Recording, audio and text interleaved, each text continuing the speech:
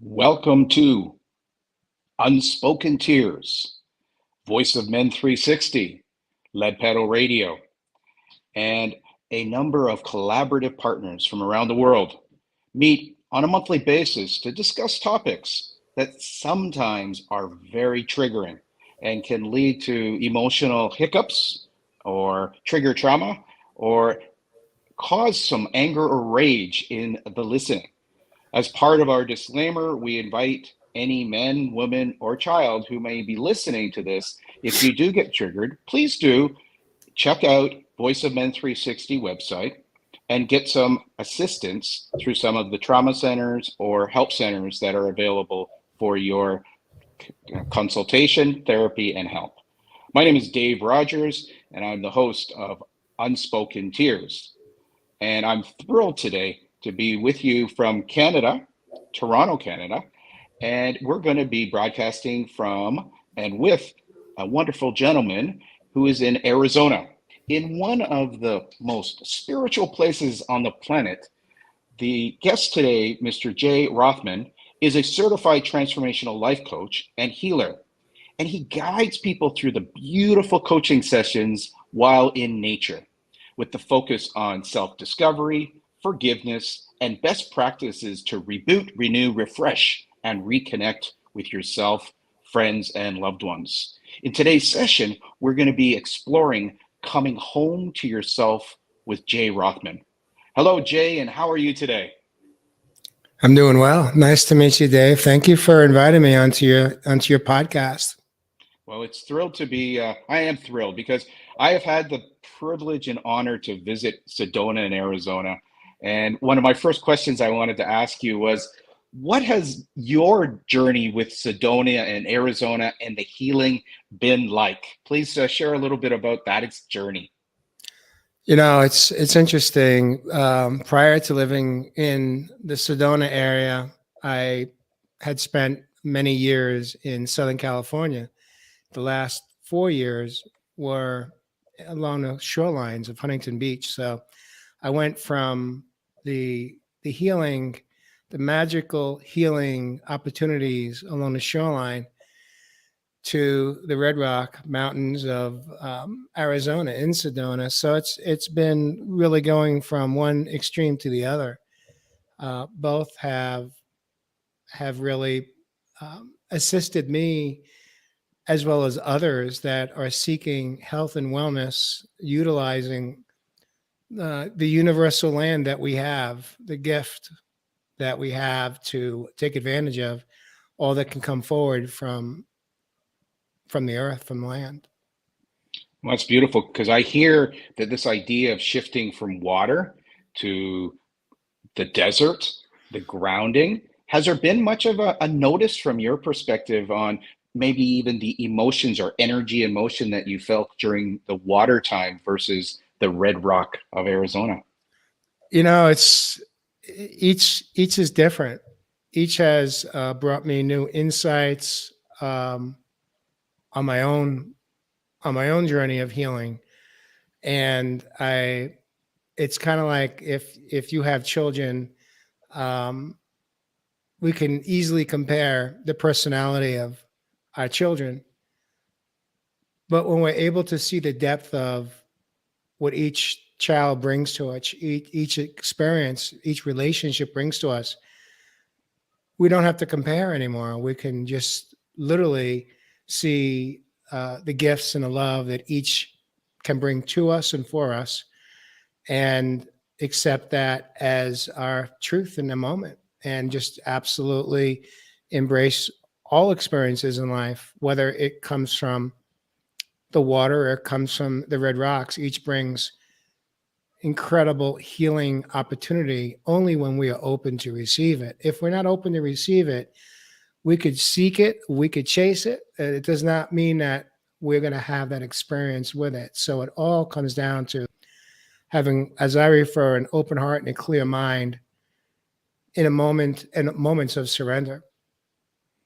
That's awesome, Jay. And I'm going to invite any of our listeners today, and whether you're listening to it live or you're listening it on YouTube, to take some notes because I have a feeling that Jay's going to be sharing some concepts and some ideas. And if you take the opportunity to write down the word, and this is to our audience, to start a new relationship with the words, or a new relationships with the ocean or the red rocks, this could start the healing process for you. It could be for a family member. Yet we're focused on you today. And I think that's, if you've put the time and the energy to be with Jay and I today, I'm really inviting you to explore, experiment, and experience perhaps a new way of seeing things. Jay, in today's topic, we got unspoken tears on one side from Voice of Men 360.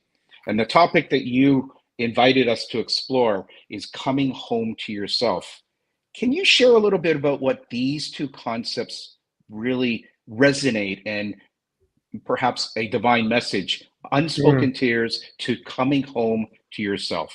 Yes, I mean, I love Unspoken Tears is such a beautiful name because that was how I lived most of my life. I recall when I hit what I refer to as my second rock bottom in life. I was 54 years old, and I realized in that moment that what I had detached from was my own unspoken tears.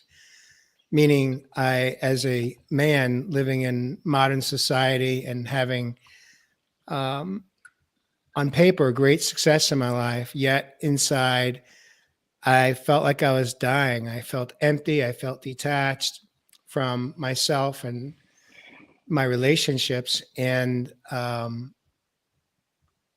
I definitely showed up as more of a toxic masculine presence in my life.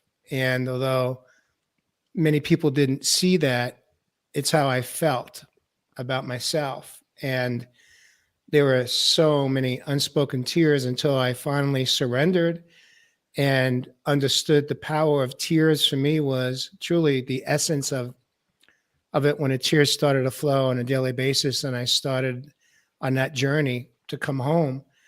I realized that for me the tears were a, from a symbolic perspective, my soul, which had been basically been, as I refer to, like a block of ice, began to thaw. And the tears was the thawing process of my soul. And the coming home connection to it, for me, part of it was the tears were part of the gateway of coming back home to myself or my soul, because up until that moment, I had no connection with my heart or soul space. I was always coming from up in here, what's referred to as the egoic mind. And all of my choices that I made in my life were always coming from the ego space and not from my home, coming from my soul space. And so for me, coming home was reconnecting with the true essence of who I was born to be, which is me, my heart or soul space. And so it's simple, not easy. It's a beautiful process when you are able to understand that at some point in our younger years, many, if not most of us, have disconnected from our soul space. And we're, as men especially, many of us, we don't know what we don't know. We don't know that we have, many of us may have experienced abandonment or rejection in our younger years from our mentors or teachers, primarily perhaps a parent, our caretakers. And when we spend many of our years in our adulthood blaming that person or blaming those individuals that at the time when we were children we were felt abandoned by, whether it was a physical abandonment, an emotional abandonment, a mental abandonment, or even a spiritual abandonment. The ultimate abandonment is not from our caretaker that was responsible to raise us. The ultimate abandonment is when we turn our back on ourselves.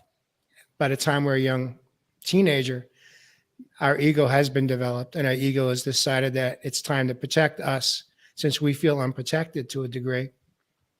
And our ego takes control of our life, and our egoic mind determines that it knows the best solutions and strategies to get us through life. And so there is kind of the short and long answer of it all. But the truth is, the coming home process is about coming back home to that part of ourselves that we abandoned as adults, especially men. And that part is our inner child, that child that I thought had died when I grew up, or I thought just dissolved. I thought he was gone. And I didn't realize that so many of my behaviors and decisions and choices I made as a male adult, as a married male adult with children, was coming from my inner child space.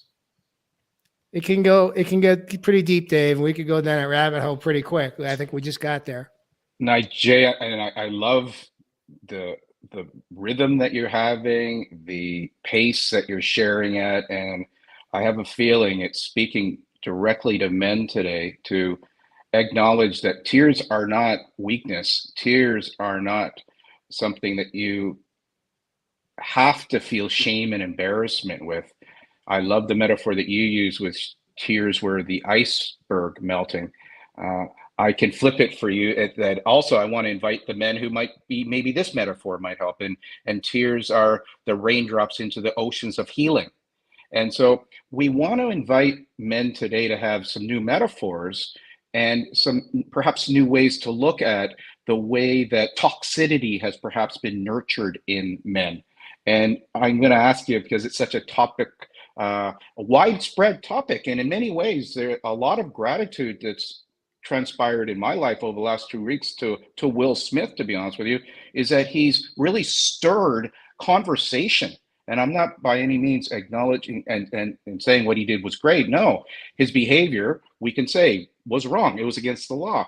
Yet the conversations I've had with people around the world, in Singapore, in South Africa, in Australia, here in North America, about male toxicity, and then seeing how quickly some can go to anger, even talking about male toxicity, yet with someone like you who was, it sounded like, really explored male toxicity to a point where you were able to consciously invite the soul in to engage triggers, external triggers of anger, fear, rage, embarrassment, and shift it. And I have a feeling like I can just imagine you in the red rocks of Arizona walking and connecting with such vitality and perhaps releasing some of that toxicity and consciously choosing to fill up with other energies, other emotions, energy, emotion. Would you share a little bit about male toxicity, please? Sure. You know, when we're not there, I am. Okay, so it's a beautiful question because I didn't, I wasn't aware, I was not educated or knowledgeable on the difference between the masculine divine within, the masculine energy versus the feminine energy. And for me, the pivot or defining moment in my life was as early as second grade. And what happened, I remember my mom had gone to a parent teacher conference, and um, the teacher told my mom, she said, "That little boy of yours, Jay, is a sensitive little boy." And my mom brought that home and shared that. And for me, I received it as though there was something wrong with me. And because when you, even in society today, that when we pigeonhole or describe someone as being sensitive, there's a very heavy negative connotation, especially for a boy, especially for a man, even. And what I didn't realize is that it's not, it's the words we speak are so powerful. And as teachers, many of teachers have no idea how they impact the trajectory of children's lives. Now, if that teacher had said to my mom, "That boy of yours, Jay, is in touch with his feelings and his emotions," how Or is my life gifted. how my life would have been very different. Because what Yes. happened in that moment was I heard there's something wrong with me. And in an indirect way, that was affirmed because I got a message very early on in my childhood that I need to be strong. I need to be a good boy. I need to be a strong boy for mom. Or And toughen up. Toughen up. and I basically turned off the spigot to expressing my emotions in a healthy way. And so what happened was when I got that download of that message in second grade that I was sensitive, for me, what ended up happening was by the time I was 7, my ego is fully developed, was not aware of that, didn't know that. And ego decided to overcompensate so that I would never be perceived as being that sensitive boy or man. And so how I overcompensated was I totally tapped into the masculinity and developed that persona, that aura about me. Now, what I didn't know then, and I didn't begin to understand this until I was deep into my healing journey back in 2015 to the current moment, was that within all of us, we have both the feminine and the masculine energy that comes from testosterone and estrogen.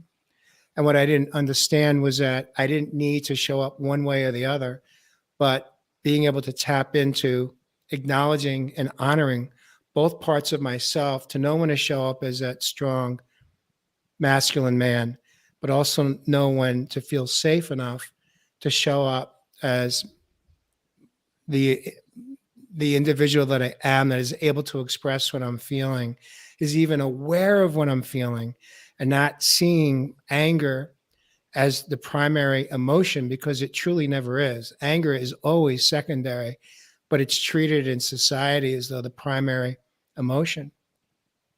Underneath We underneath the anger, there's usually a primary emotion, something around fear, worry, sadness, feelings of rejection, feelings of not being seen or heard, not being understood. we just got a message from Richard Morden, who's a fantastic healer living in Vancouver. And Richard was saying that the journey of our emotions is so rewarding. Yet at the beginning of the journey, perhaps it can be very painful. It can be overwhelming, and there might be no end in sight. And so I would be curious from your perspective of ways that men who might be hearing this for the first time, when they're having a male toxic episode, perhaps it is that rage, maybe it is the jealousy, maybe it is the not being heard, frustration. What is one or two things that you've used, Jay? And I have a feeling like one of them immediately comes to me even before asking the question, because if they go on a walk with you in the Red Rocks of Arizona, you have so many ways to allow them to learn new ways to express perhaps an interpretation that has been leading to toxic behaviors, whether that's aggressive behaviors to others or self-defecating words and thoughts and behaviors to themselves, even perhaps drawing them into addictions and alcoholism and drug abuse. Share a little bit about the pathway from the old way of protecting oneself to a new way of surrendering and welcoming and exploring emotions with perhaps love and grace. Yeah. I what comes to mind in this moment is that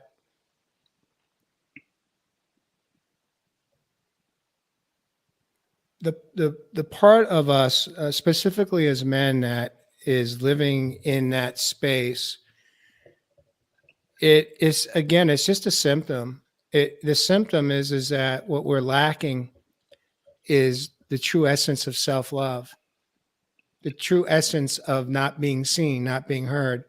We talk about enemies outside of ourselves. Our greatest enemy is our thoughts, and then the words we speak that come from our thoughts.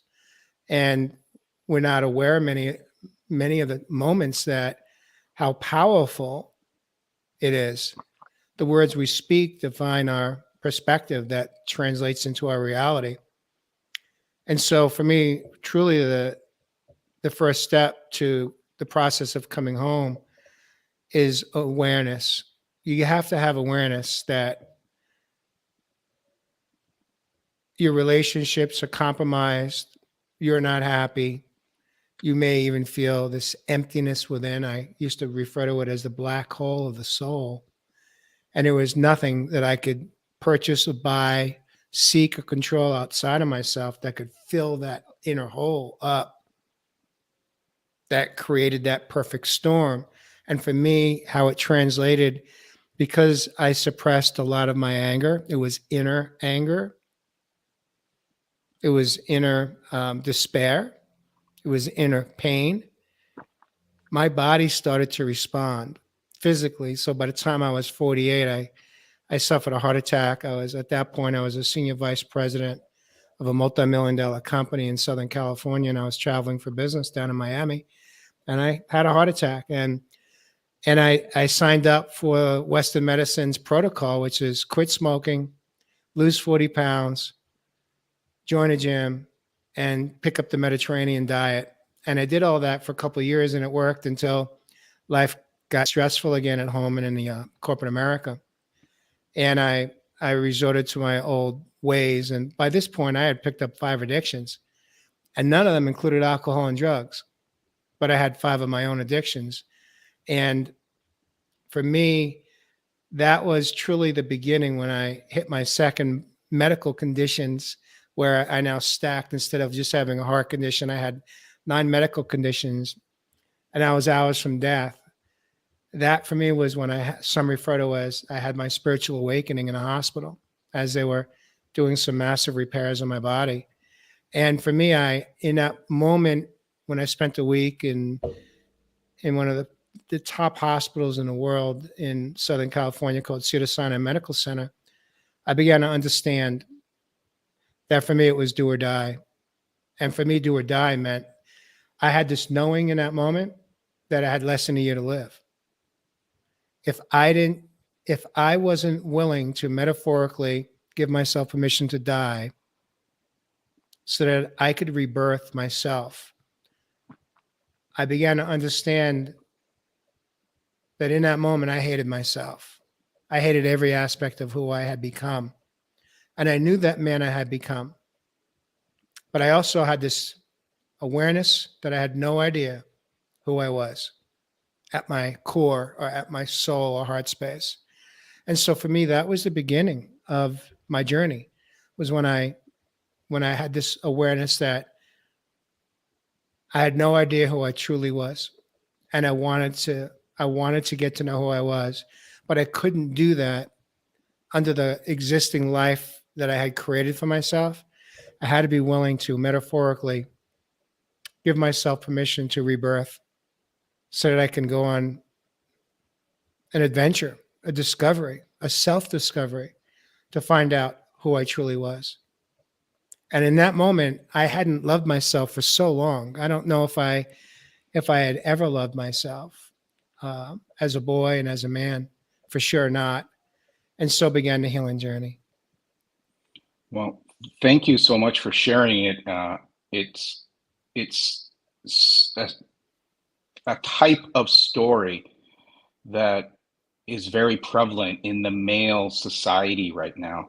That so many men, whether it's a heart attack, whether it's suicidal thoughts, whether it's addictive behaviors because of a self-loathing or a hate. And I guess I'd like to drill down a little bit more, because there's this essence of being alone and men caves and doing it all by themselves. And men have that as part of the male toxicity that I've observed. And the jump from where you were in your deathbed to loving yourself, for people like me, because I went through a similar type of story with heart attacks. I get asked by therapists, so why did your heart decide to attack you? Or why did you want to be attacked? And so those are type of therapy questions I've been asked. Yet I would ask you is, what are some of the things that the Sedona Red Rock walking around getting grounded can assist men and women with that journey of perhaps self-loathing to self-liking, experimenting, and maybe getting to self-love, and then continue with that journey? Because even with the declaration of loving oneself, there's going to be the triggers, the releases, the continuation with awareness that will be part of the journey. So, what would be one or two tips or approaches that can assist men in their struggles? Yeah, it's a beautiful question, and for me, what I learned is that we tend to focus on one thing or one area, and we think that if we just accomplish that, we'll be okay. And it doesn't work that way because the way we are engineered and built and designed, I refer to it as the four pillars of life, four pillars of self. If we just focus on the emotional and not the mental, or the mental and not the physical, or the physical and not the spiritual, it's basically it's like if you have a bar stool that's got four legs and you're only focusing on fixing one leg that appears to be weak, but the other three are unstable, it's only a matter of time until that bar stool is going to collapse. So when I first got sick back in 2008 or so, um, I didn't I didn't realize that just quitting smoking or just changing how I ate, because at that point I was legally obese. I had a food addiction. I was in the restaurant industry for 40 years and I got hooked. I was a fast food junkie. And that was, I thought if I joined the gym, lose 40 pounds and quit smoking and take out some of the fried foods, that I'd be okay. And that was not sustainable because it wasn't enough. The part of of me that I needed to focus on was all four: the emotional, the mental, the physical, and spiritual. Part of that is healing, what is referred to as the shadows, the inner shadows from our past experiences that created the perfect storm for me to show up as that male.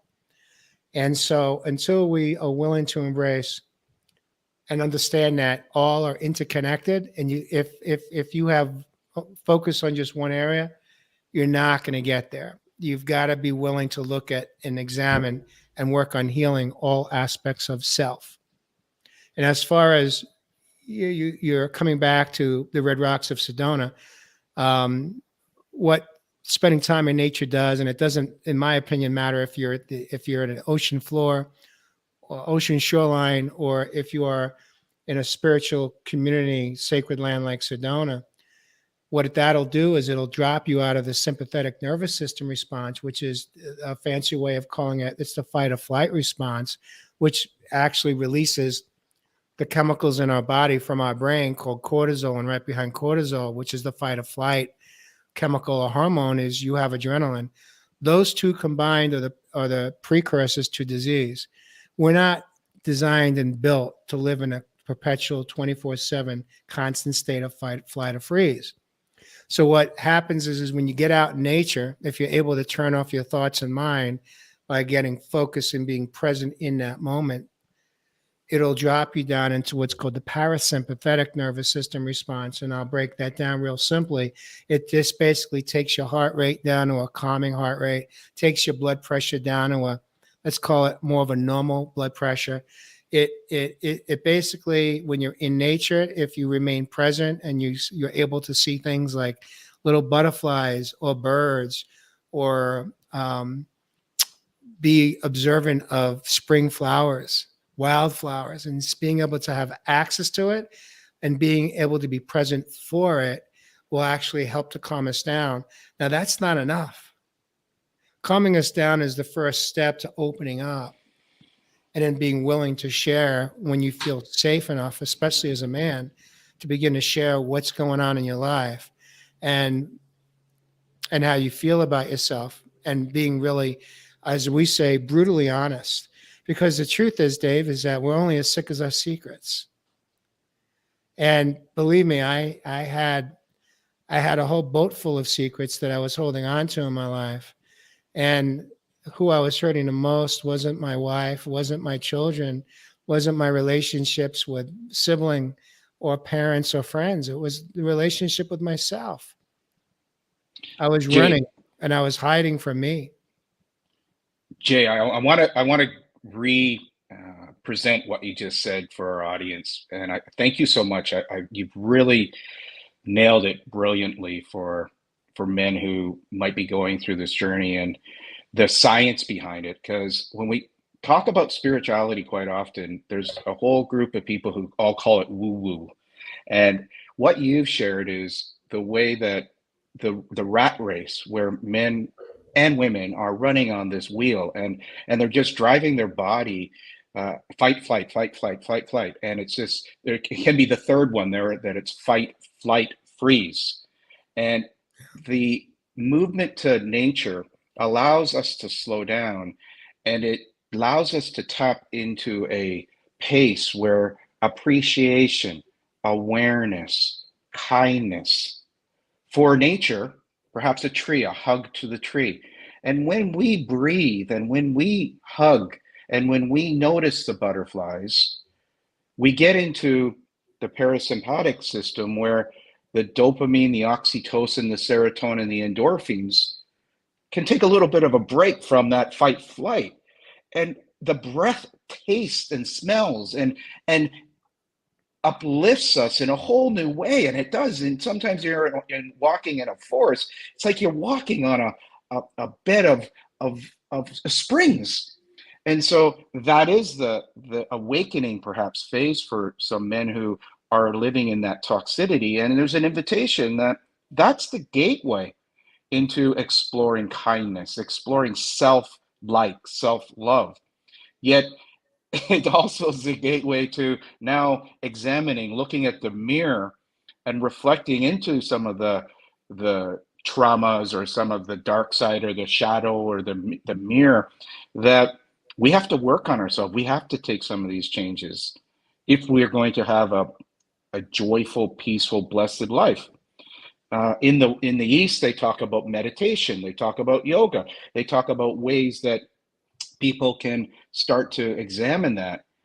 Yet what you've tapped onto the next phase is being authentic, genuine, truthful to yourself, releasing yourself from the records, from the patterns, and filling up yourself with new ways to communicate, to nurture, and to express love. I would love you to share one or two, maybe a personal story of the way that you were able to release perhaps a childhood trauma in a way that someone who's listening to us today might be able to almost go, okay, I'm going to go and experiment with that, because our own individual traumas that are those things that trigger the night terror or trigger the imposter syndrome. Might be really cool for you to share your pathway through that, and then some of the resources that you brought in to fill the void. Because as you know, when we let go of one addiction, a new one's lurking there to fill that space, yet you filled it, from what I'm hearing, with ways that are very healthy, nurturing, and caring. Yeah, well, that's such a loaded question, Dave. But I'll start. There's so much to this. Um, I don't identify as an addict of any kind today.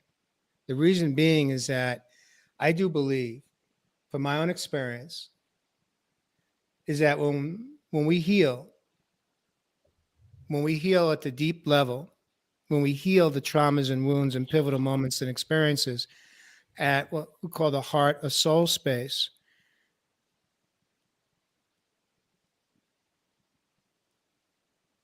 we are on our way to coming home.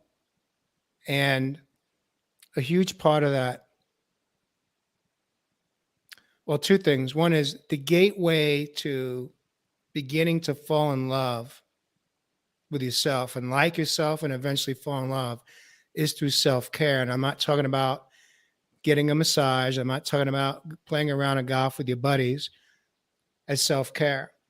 And even going to the gym, I decided back in 15 that I did not want to be in a indoor environment. I did not want to be in a 24-hour fitness or some of the other gold gyms in the US. I did not want to be under the fluorescent lights of a toxic environment with other energy that was oozing out from the pores of men and women. There is not happening out in the wilderness, out in nature. So for me, initially, like I said, it was at the shoreline. Self care is the gateway to self love. Self care can include yoga, can include meditation, can include nutrition. Big, it should always include nutrition because nutrition affects our brain through the connection from the gut to the brain. A direct conduit is the vagus nerve. And also, another part of this process is, especially for men, is around forgiveness. Until we can learn the process, there is a healthy way to forgive people. The most important person to forgive is ourselves. When we're able to walk through that process and begin to experience how forgiveness doesn't affect or impact the other person, it's not for them, it's for me, it's for us. And when we begin to understand the power of forgiveness in the process of coming home, we're well on our way. And so I just shared with you a few things. One is that self-care for me it wasn't a choice because I never gave myself permission for self-care. I didn't think I had time. Another big conduit or a tool in self-care for me was learning how to write, learning how to express my feelings before I can share them verbally. I had to first learn how to even tap into them to get in touch with what am I feeling today, and then to have the courage to start to write it. Now, I didn't like my penmanship as a man, and a lot of men don't. And so I avoided it for the longest time. And then one day I got this intuitive hit, this message that came from within it said, then don't pull out a journal and a pen or a pencil. Pull out your phone, open up your note app and just start typing. And I was like, oh, wow, I can try that. And that's what happened. And that eventually led to probably at 4 or 5 days a week, I was writing literally while I was along the shoreline. And then eventually I decided thought to share my healing journey, especially to inspire other men and women. But predominantly my intention was to touch men, to show them that, I had, like I said, I had my life on paper. I looked like, I basically had a very successful career. I had success in my life, but I was dying within. And so for me, writing was the gateway to getting in touch with the true essence of what I was feeling, not how I was expressing my feelings through anger. And once I was able to do that, I began to share it in a very public way. Eventually, I got published digital media, and that led to co-authoring a couple of books back in 2019 and 2020. The last piece of the writing for me was one day I got another intuitive hit, which for me was read it out loud. Read out loud what you just wrote. And I remember sitting there so distinctly. I was sitting at the bench overlooking the ocean, and there were dolphins literally right in front of me swimming, birds flying overhead. And I began to read out loud what I had wrote.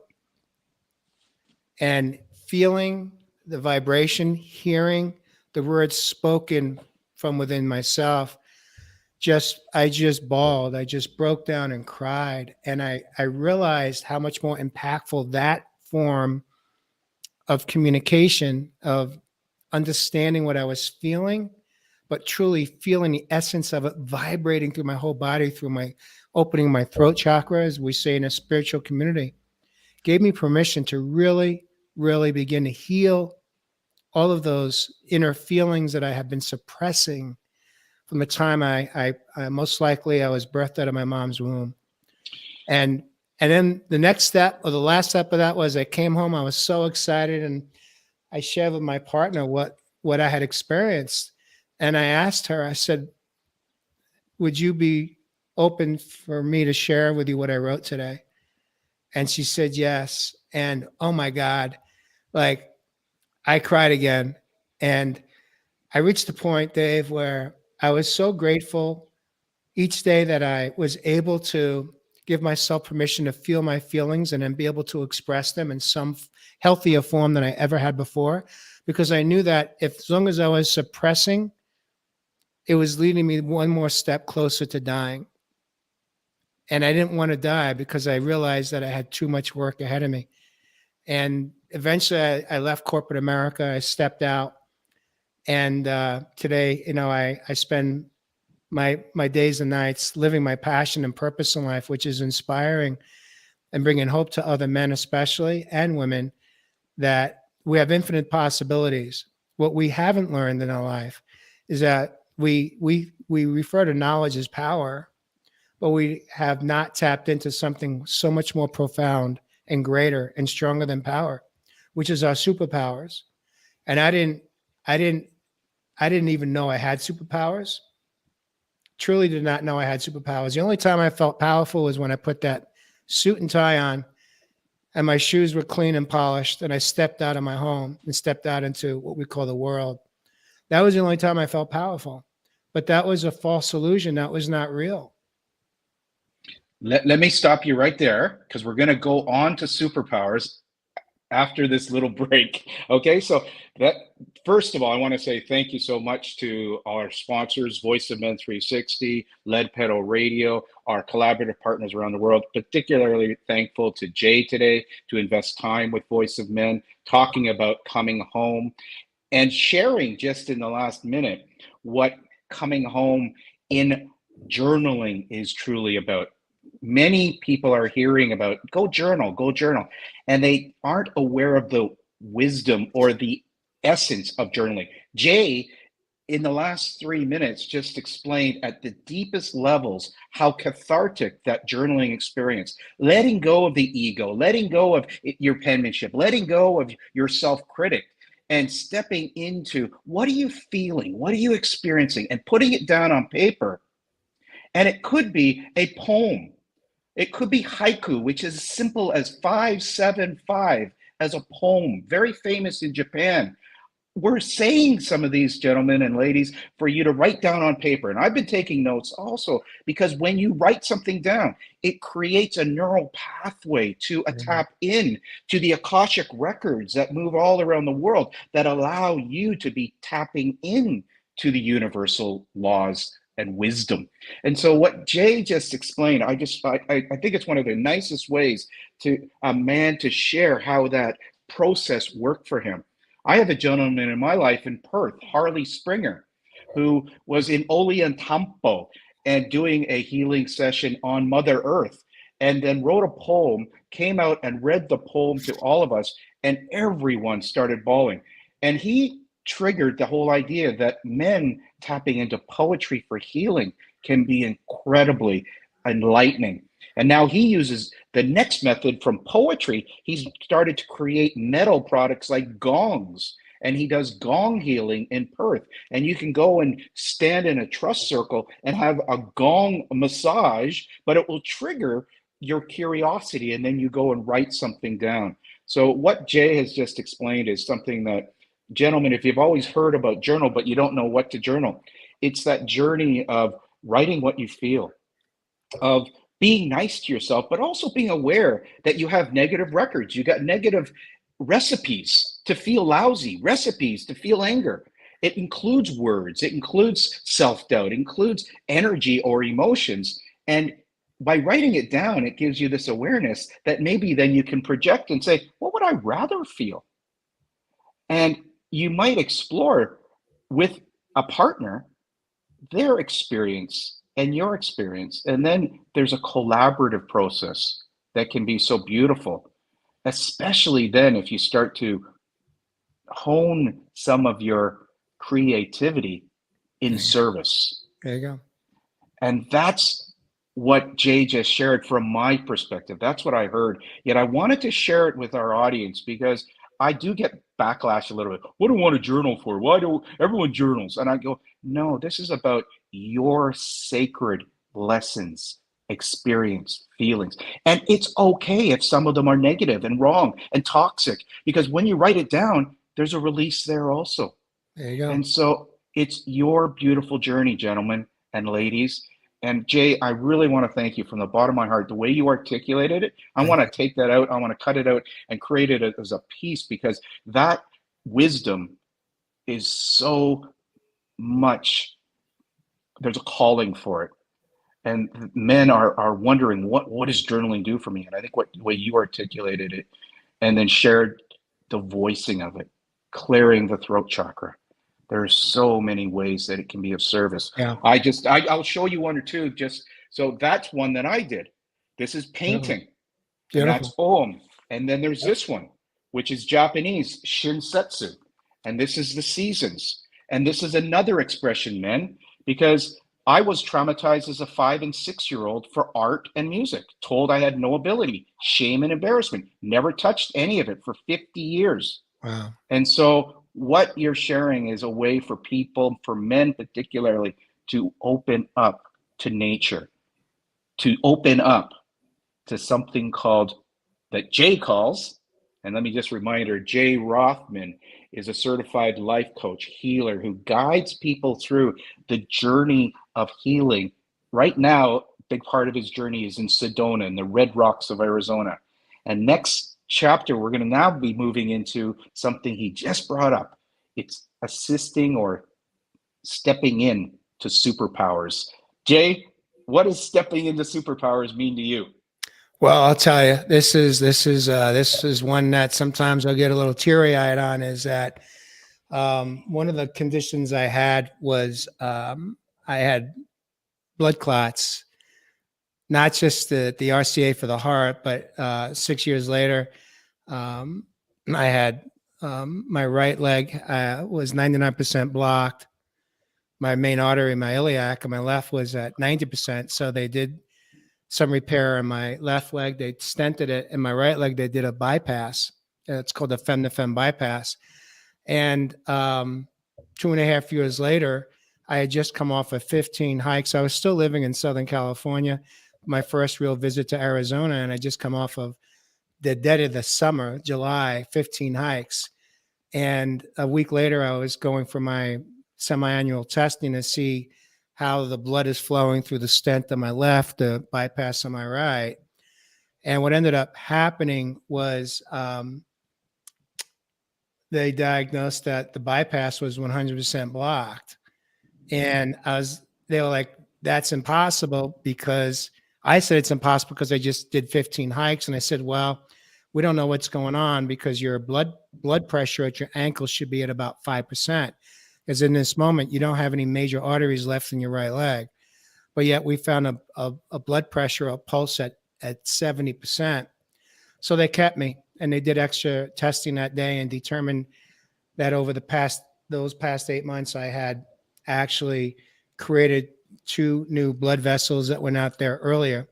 So through my own superpowers, I had created new blood flow. I had bypassed the bypass.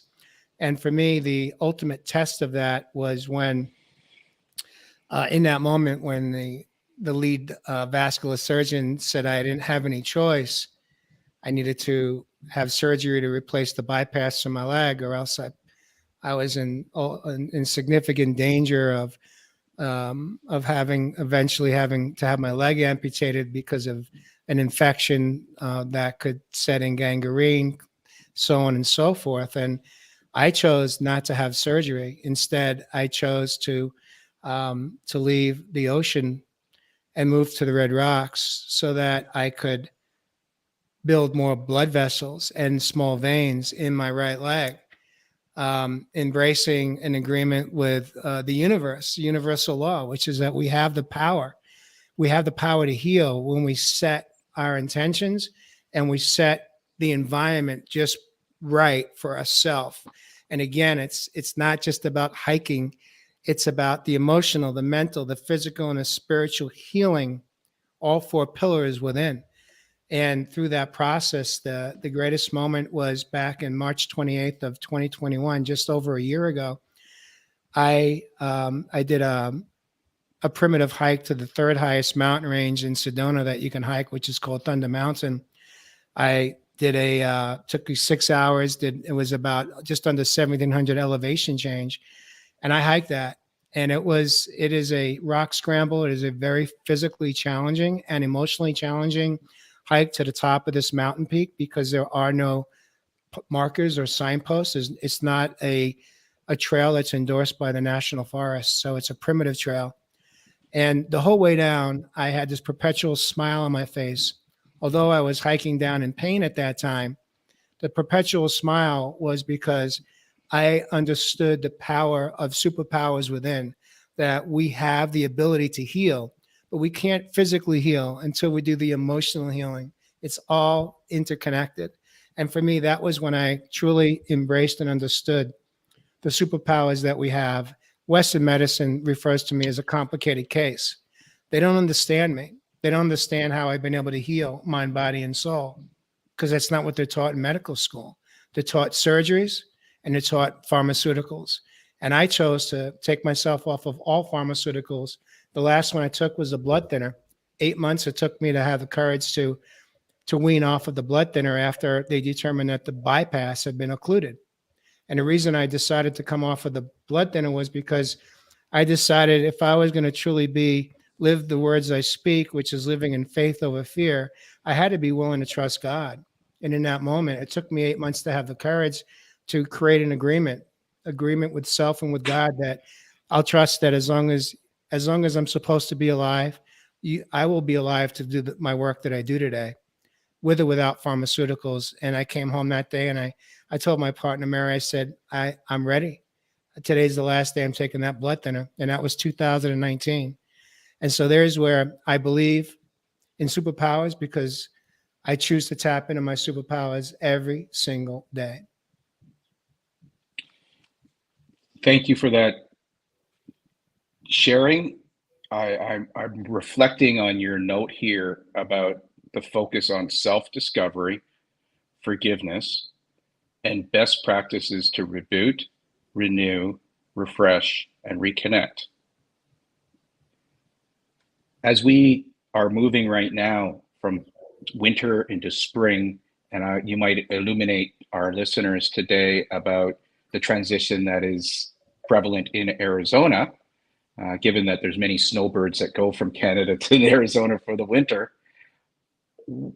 This transition of seasons, share a little bit about your transitions in seasons and the way that perhaps our listeners today can utilize that as part of their new and rebooted relationship with nature and healing. It's an interesting question because if we're talking about seasons from the weather perspective, it's one thing. But if we look at our life as seasons, we never know. When we look at the calendar, we know that spring's going to come, summer's going to come, fall's going to come, and winter will be at our doorstep eventually, consistently, every single year. But if we want to go deeper and talk about seasons, the other type of seasons is understanding that our life is all about seasons. Our seasons can be very short. They could be one conversation with an individual, or there may be this connection that you feel when you meet somebody, a spontaneous connection that creates a season that may last weeks or months or years. And then something shifts. They change. We go through a seasonal change. We are always evolving and changing. If we're not changing, we're dying. And so for me, metaphorically speaking, I used to, as a child, be so excited about spring because growing up in the New York metro area, for me, spring meant summer was right around the corner. And for me, that meant I wasn't in school, so I didn't have to be concerned about being chased home consistently from second to sixth grade, being bullied as a boy. And so for me, that was freedom. And it's just metaphorically, the symbolism for seasonal change for me was always around spring flowers, wildflowers, warmer, sunny days, and not living in fight or flight throughout the summer months. But for me today, seasons is about accepting that things are always evolving and changing. And if they're not, then I've hit a plateau and I just want to go in a little deeper so I can continue to expand and continue to learn and experience any season that I step into in a moment and be able to accept the outcome of those seasons. It's kind of like if you look at a tree or a plant, it has such hope and promise as it's maturing, as it's growing, as it's blooming. And then sometimes something sets in and we start to see it starting to decline, get diseased. And sometimes we're able to nurse that plant or tree back to life, to live, to not just survive, but to thrive. And to me, that's what seasons is about. It's learning how to step into a season and not fall apart. You know, when life is going well and we're not being tested, we could be dropping a mic all day long. And what I mean by that is, are we really showing up? And we're not truly tested in our seasons until things get difficult. And that's where we get to really see and measure how much progress have we made? Where are we really at? Or do we resort back to old patterns and cycles and fall apart and fall back into the safe zone of, as a man, perhaps toxic masculinity, or falling apart, feeling needy, and not knowing how to take care of our needs? Jay, I appreciate your time today on behalf of Voice of Men 360, the Unspoken Tears, of all of our listeners from around the world. I really appreciate your time and energy and divine sharing today. It's been fantastic. In bringing it to completion, would you share one or two ways that people can reach out to you? Sure. And perhaps email or ways that best Okay. to interact with people from Well, around? there's a few ways. I host a podcast, produce and host a podcast. There's a talk show. It's called Real Men, Real Talk Live. Savam has been so kind to allow us to share it on Voice of Men 360. We come in Thursday nights live on Facebook, LinkedIn, and YouTube. And we also recently picked up by Roku TV and Amazon Fire. So on delay replay, that's one way to participate in the work that I do today. Also, you could reach me on through Facebook under either Jay Rothman or Hike and Heal Experiences in Sedona.